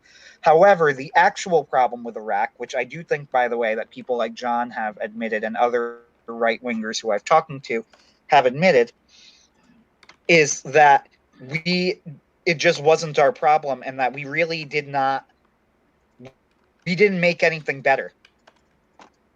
Nope. Like, what we did didn't work. Maybe it was all true, but clearly what we had in mind to do about it just didn't, we're not the ones who are responsible for fixing it, nor are we the right people to make things happen, nor did we handle any of it correctly, which was the actual problem. So in this case, the left wing was wrong and the neocons were wrong. Uh, so the question of should we have gone into Iraq is not so much are all of those things that Iraq said true, that we said about Iraq true, but rather are we the right people to be going in there, and could we make the difference that we think we make, and should we be the ones responsible for it, and do we have the right to do this? Those are the actual questions in mind that we should have kept in mind. And at the time, I happen to know too that the people who went into Iraq want to go in partially out of revenge for 9/11. This sounds silly, but I have spoken to people who have said this, and they said this was absolutely a major factor in them going in. If you don't think it was, then you simply misunderstand the tenor of that time. Iraq was not Afghanistan, but people considered Iraq to be a part of the same kind of group, namely Muslims. The news And media there, was hitting this pretty hard. Every night you'd hear, "Oh, the yes, axis of evil. It's Iraq, Afghanistan, Iran, and Syria, and China and to be eventually." clear, there is some truth to that. Like, it's not entirely false, which is the problem, by the way, that the left has, that they try and go, oh, this is total nonsense. It wasn't. Like, it really, really was not. But, like, I've talked to people who, I am too young to have taken part in this, so I was, of course, alive at the time, but I have talked to people who supported the invasion of Iraq, and they said outright that it was about revenge. And that like they were very open about it. These are probably the most honest people you'll find, because again, for people to deny that that's what it was about, then they're simply not remembering that time period correctly. Uh, and you know what? Like, as satisfying as that is, that's not really a good reason to go to war, right? Because number one, Iraq is not Afghanistan, and number two, uh, are we the right people to be going in and attacking? But yeah, what is Arab conquest denialism? Lyndon asks. So I'll That none of this ever happened at all. But go ahead, Ben. You uh, explain. so there's it's actually a part one and part two. You're absolutely right. People do want to take over Arabian cultures and then deny that it's empire building for empire building's sake. That's part of it. Like, that's the modern version of it. It never really was a thing post, I want to say, 1900 ish. But pre that, essentially, and this one still goes on. It's essentially keeping Arabian. Um, how do I want to put it? It's basically keeping the Arabian down. Uh, it started off back pre-Roman times. Alexander the Great crushed Persia. The Medo-Persians crushed the Arabians. Like, there's all this different, like, this people crushed this people, these, part of this empire, and so on and so forth. So it's no wonder that the second that nobody was really in charge of Arabia, the Axum Empire wasn't there very strong at the time. Byzantium and the Sassanids had absolutely wrecked each other in a pointless war. That essentially the Arabians said, "Oh, it's time." Excuse me. Muhammad showed up. All this other stuff showed up, and they tried to conquer the world, and honestly, nearly conquered the civilized world in about 100 years. So ever since then, there's basically been this tacit agreement, not to let them out, like, keep a containment zone. The Crusades were about that, mostly. People forget about the Crusades. Yeah, they said, we're going to retake Jerusalem. But then they never retook Jerusalem. What's up with that? And they act like it's some big old smart thing. In reality, you know, like St. Louis's Crusades were more about piracy and more about crushing the kingdoms on the African coast and other places that were harassing French shipping than they were explicitly about retaking Jerusalem. Now, don't get me wrong. If he had the opportunity to retake Jerusalem, he would take it. He would take it in an instant, and he wouldn't even blink about it at all. But the fact of the matter is that it was also about preserving French interest against the Arabian-ruled North African kingdoms. Um, and stuff like that. Like, every time some stuff pops up and they try to grow up, You get like Timur the Lame showing up and absolutely wrecking everyone in his path because he was a mean little cripple. The Ottoman Empire. They're not Arabians, they're Turks, but they ruled Arabia. Um, Fortunately, we haven't had the same situation since the Muslim expansion and conquest. So it's not really been a thing, but it constantly low key informs a lot of policy about how people treat the Middle East. Really, this should be Middle East conquest denialism, but quite frankly, people don't really understand the difference between Arabian and Middle Eastern because they are different peoples, at least until the conquests. Yep. No arguments. Yep. Let's see here. So we've talked about real stuff. We talked about fake stuff. Um, 11 minutes to go, can we talk about the newest dumb tweet from Cernovich? sure. What's the newest dumb tweet from Cernovich? Cernovich said, I'm trying to pull up, I could summarize it, but I want to pull up his exact words so I get it right. Sure. While you're doing that, Christian Shiism, based on the Templars' recovery of the bloodline of Christ, is just false. Christ does not have a proper bloodline in the same sense that others do. And grabbing random Jewish guys and calling them of the bloodline of Christ is just dumb. Like, it's one of those things. It's more Anyway, about dumb stuff found than it. anything Yeah. else. Yeah, keep going. No, yeah, that one's just stupid. Cernovich said, why does Christian worship music suck so much compared to other spiritual traditions? So, as usual, when Cernovich talks about anything related to Christianity or religion generally, this is idiotic. I do not like Cernovich. Fair. I never liked Cernovich. Just going on the record with that one. I know that Vox Day is friends with Cernovich, and that's fine. You support your friends, whatever, right? But Cernovich's religious takes are always horrendously bad. I believe he was trying to argue that Islam would actually be like the savior of the West, which, Islam doesn't have feminism. I mean, it does have pedophilia, So but much pedophilia. that's true. Yeah, so much pedophilia, but it certainly does not have feminism. So you're right, Mike Cernovich. You've gotten rid of feminism. Good job. Enjoy having your son get diddled.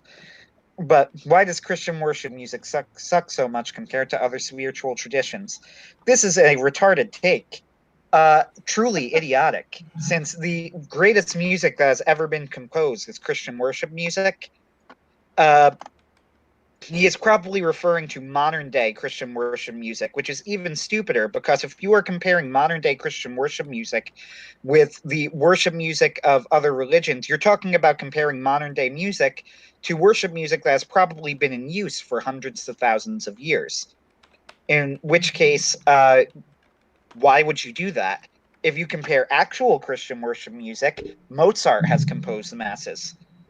Yep. So I don't really know where he's getting this from. Right. Presumably because modern Catholic hymnals are garbage, and Christian rock is, as King of the Hill famously said, not making Christianity better, but making rock worse. Yep. So there's this joke at a stream that Academic Agent did, where they discussed a pagan and his numerous supposed arguments. Basically, the Catholic said, I will say a Hail Mary." The Orthodox says, I will pray an Our Father," and the Protestant says, "I will sing a few lines from um, a Hillsong song," and then he repeats "God is good" 100 times. That's pretty funny. It was pretty tongue in cheek. It was pretty great. I believe, isn't Eagle's Wings Hillsong? I don't know. I don't know what. It always makes me cry. It always makes me cry when I hear Protestant hymns at Catholic masses. People have always said to me, like, but that's not really fair. There are great Protestant hymns, like Amazing Grace is a good song, and I agree. I don't actually think that's wrong. There are good Protestant hymns. Right. My issue is that we are not a Protestant church. We don't need, Mozart has composed masses. Why are you playing Protestant hymns? Like, we don't have Catholic worship music. Like we have a large, very, very large musical tradition. We don't need Protestant hymns. Several hundred years, Like, in fact. yes, I'm like, we're singing Amazing Grace in Mass, and meanwhile, Mozart has composed Masses. I bring this up a lot because it's true. Like, and it always low key annoys me, and everybody will tell me like, oh, but I don't. What's your problem with Amazing Grace? Nothing. I have no problem with Amazing Grace. I actually think it's a very nice song. Uh, I quite enjoy it, but not at a Catholic mass. Yeah. But whatever. This is now just old man rants at cloud type stuff. I mean, like Amazing Grace, how sweet the sound that saved a wretch like me. Yeah, that's the Christian thing. But the thing is that like, what's the audience? Like, it's. Yeah, the other problem is that Amazing Grace is heavily dependent. Like how you take Amazing Grace, like whether it's even acceptable for Catholics or not, really depends on like what did he mean when he wrote that line? Like when he wrote it, he probably had universal depravity in mind, which is not a Catholic belief. Now, you can interpret it in a way where it doesn't mean that, and that's fine, I mean, right? I'm a Like, big believer of universal depravity. Uh, I know, okay, but that's not actually like Catholic opinion is something closer to like man was created good and corrupted, right. which isn't. So it's a slight difference. But when he wrote it, and you can interpret it easily that he's just saying a wretch like me, where he's specifically saying, I was a wretch and God saved me. And that's probably what Catholics hear when they hear the line. But that was also probably not what he intended when he wrote it. Uh, Megabuster Shepherd says, God rest ye merry gentlemen. That's a lovely song. A lot of Christmas hymns are good.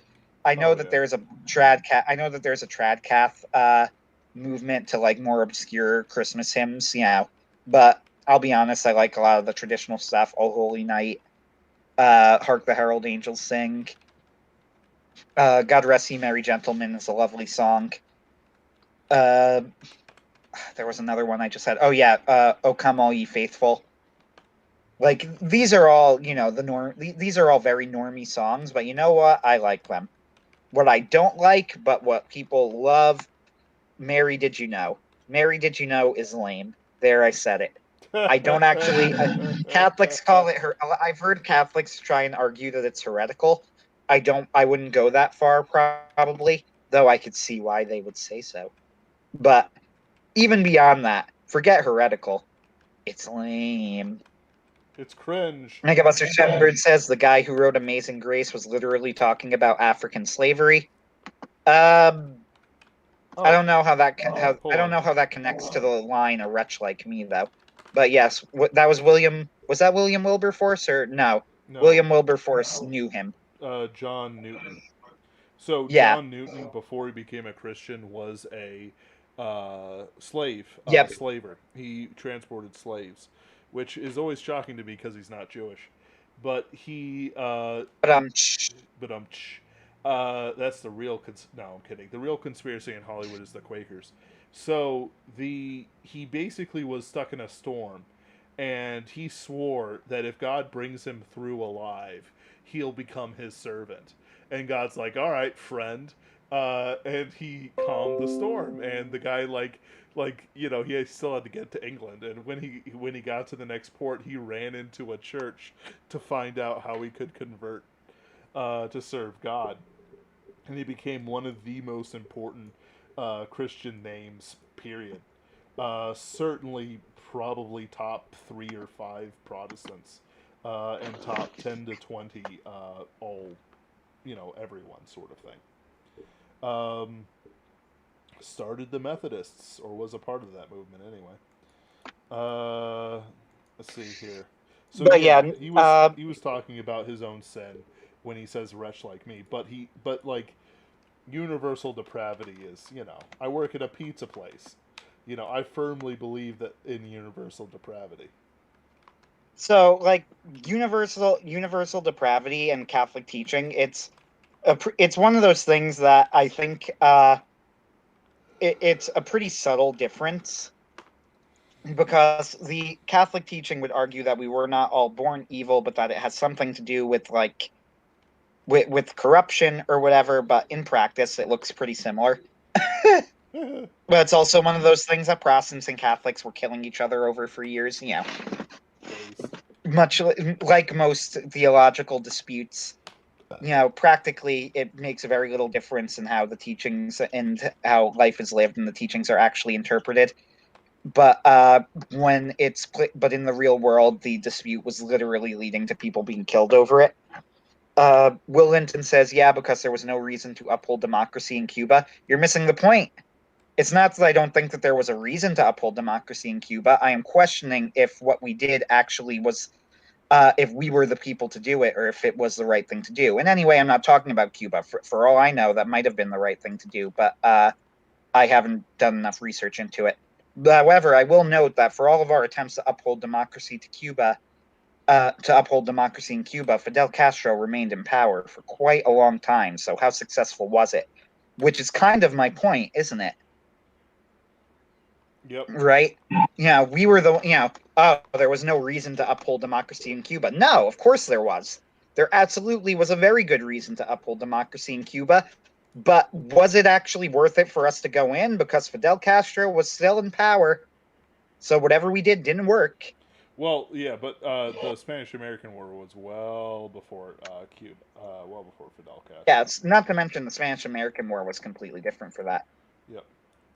Uh, yeah, the whole democracy thing, like the longer we're stuck in this sort of democracy spiral, the worse it gets, and I'm just kind of tired of not knowing who my ruler is, so I can harass him on Twitter. And not be called anti-Semitic or something. You know, like it's one. Oh, I can't stand it. All these conspiracy theories. I love them. I love it, and I love making fun of them. I love conspiracy theories, and some of them are very much true.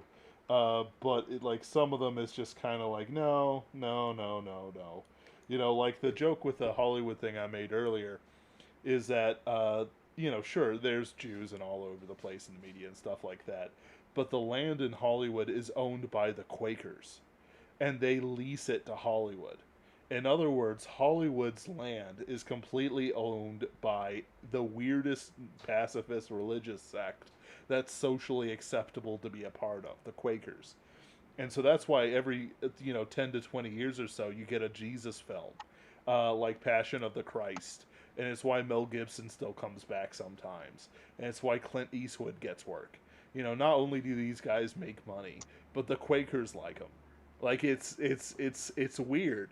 It's simple. Like the real owners of the land like these guys and these things, and they demand that such and such a movie gets made sometimes. Otherwise, they'll reevaluate the leasing agreement, which Hollywood absolutely does not want to do. This isn't even fake. It's real. Like you can figure out who actually owns the land in Hollywood. Vegas is a Mormon conspiracy. I thought Vegas preceded the Mormons, but you know what? I'll believe it. It's a place where all the Mormons can go to get their sin out. Absolutely. Anyway, we can't even get into the Mormon conspiracies. Like, honestly, the whole, like, JQ has been so diluted that it's not even fun to talk about, except to joke about it. Like, everyone knows about the JQ. It's been a thing for years. Vox Day made a joke. It's like, well, it's not going to be 109 for much longer the way Afghanistan's going.